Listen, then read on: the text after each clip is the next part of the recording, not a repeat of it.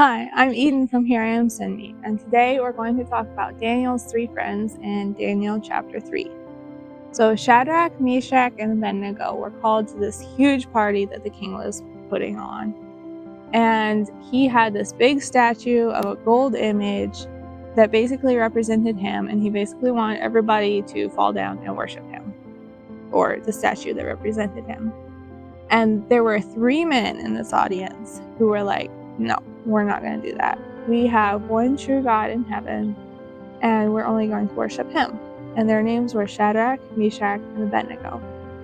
Now, if you were put in that situation, do you think that would be a big enough problem that you would be like, I'm not going to do that? That you would like take a stand, even if it might cost you your life?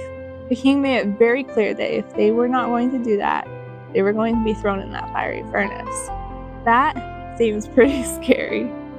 And it's just like bowing down to this big thing. Like, God would understand if you bowed down to this crazy thing to save your life, right? Well, some people might think so, but these three men were like, no, we're not even going to do that. And so they stayed standing when everyone else bowed down. And twice they did that.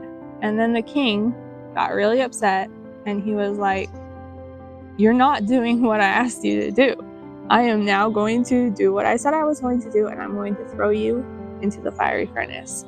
And so he brought these men to talk to him, and he told them, you didn't bow down to this image, and I told you had to bow down to this image. And Shadrach, Meshach, and Abednego's response is really remarkable.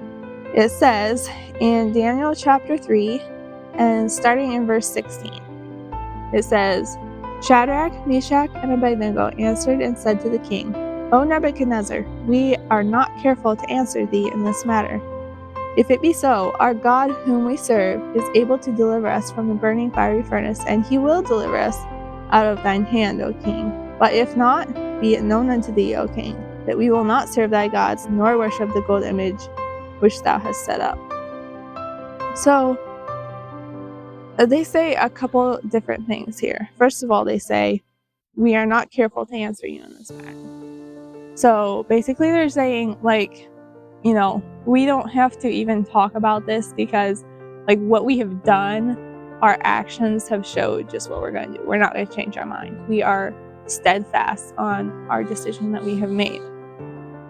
And they, had a confidence in it. They knew they were doing the right thing. And so they didn't really even have to answer the king. But obviously he asked for an answer, and so this is the answer they gave. First of all, they said, our God who we serve is able to deliver us. They said, God is able to deliver us. He is big enough. He's in charge of all this. Like, he's even in charge of the king. He's in charge of the fire. He's in charge of everything. He can save us if he wants to. But secondly, they say he will deliver us. Now, I had never noticed that before. Like, I knew that they said that God is able to deliver us, but they were confident that he would deliver them too. For some reason, they had that faith because they knew that the devil couldn't win. Now, we know that sometimes it looks like the devil wins. Sometimes the devil wins battles, but he doesn't win the war, right?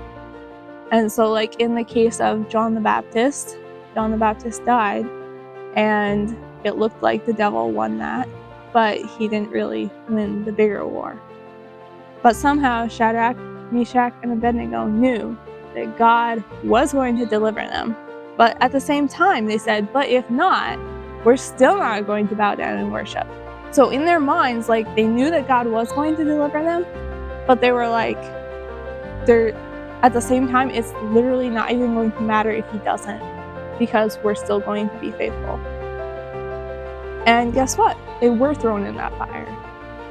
Even though it seems like they thought that God was going to deliver them from that fire, they were still thrown in it. And when they were thrown in it, they didn't really actually know that they were going to come out of it. They were not God. They couldn't see into the future. They did not know they were going to come out of that fire. They went in it anyway. And while they were in that fire, that's when Jesus was closest to them. Jesus was literally walking right beside them. And that is how God could be shown to the king and everyone else who was there, was because they were willing to give up their bodies and give up their lives and be thrown into that fire. And they were able to be a huge witness for God through that. And then they were rescued from the fire.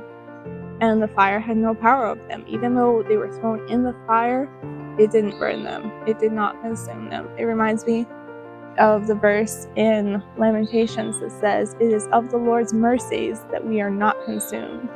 Like, things happen to us, but at the same time, because of the Lord's mercies, we are not consumed. I'm Eden, and thank you for joining me at Here I Am Sydney.